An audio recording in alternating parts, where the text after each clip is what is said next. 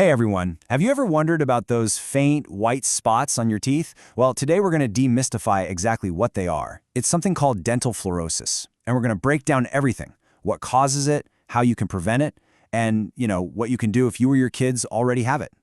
So let's start with this. Have you ever looked in the mirror and noticed those little faint white spots on your teeth, or maybe on your kids' teeth, and you're kind of like, what is that?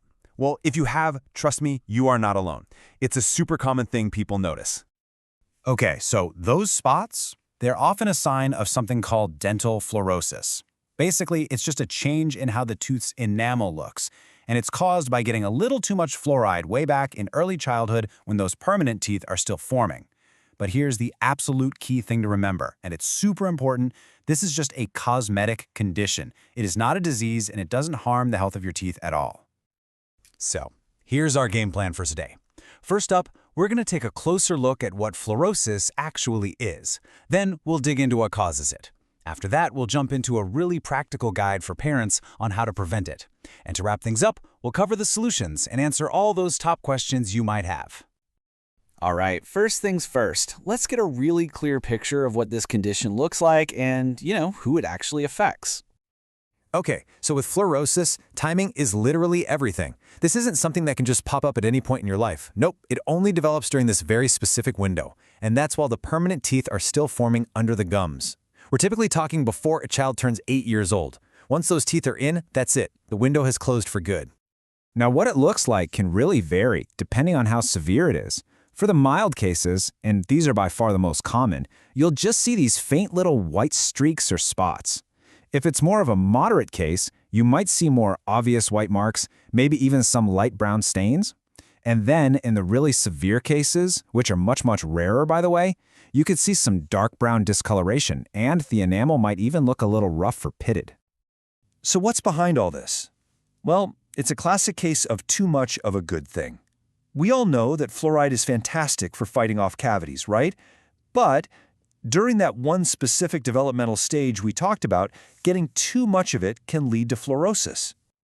You might be wondering, okay, where is all this extra fluoride coming from? Well, it's usually not just one thing, it's a mix of sources.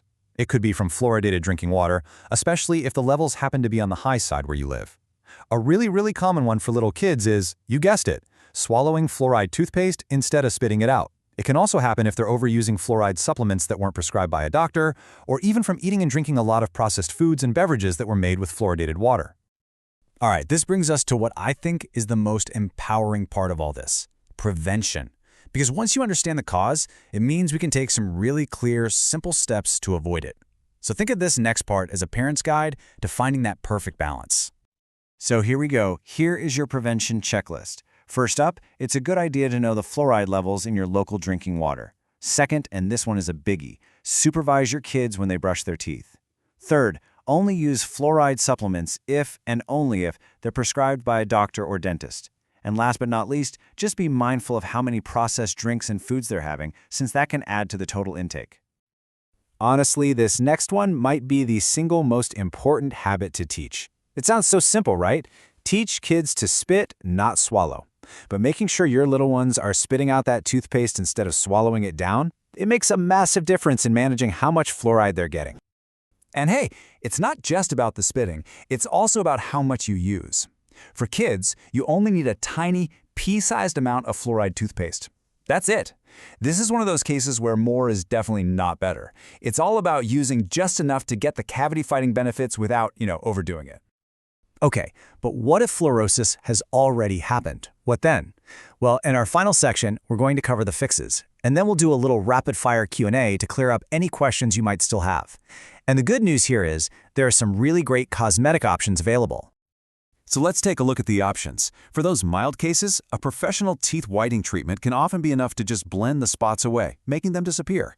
For more moderate cases, there's something called microabrasion, which very gently removes a super thin layer of the enamel. And then for the most severe cases, things like dental bonding or veneers can be used to completely cover the tooth surface, giving it a perfectly even look. All right, time for that Q&A. Let's tackle some of the top questions people have.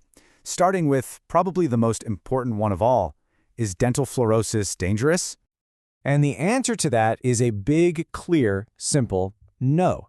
Just like we said at the very beginning, it is not harmful to your health at all. It is purely a cosmetic issue that just affects how the enamel looks. Next up, what about adults? Can you get dental fluorosis later in life? Is this something you need to worry about? And again, the answer here is no. Remember that special developmental window we talked about earlier? Well, since fluorosis only happens while permanent teeth are still forming under the gums, adults just can't get it. Simple as that. Okay, here's another one I hear a lot. People hope that maybe the spots will just, fade away on their own. So the question is, can fluorosis be reversed naturally? Unfortunately, no, it can't be reversed naturally. Those changes to the enamel, they're permanent. But, and this is a big but, as we just saw, those modern cosmetic dental treatments are incredibly effective at making the teeth look great again. This brings us to what might be the most critical question of all. After hearing all of this, you might be thinking, wait a minute, should I just stop using fluoride for my child altogether? And the answer is, absolutely not. Please don't do that. Fluoride is still one of the best, most effective tools we have for preventing cavities. The key takeaway here isn't about getting rid of it. It's about moderation. It is all about finding that right balance. So, let's wrap this all up. The big takeaway is this.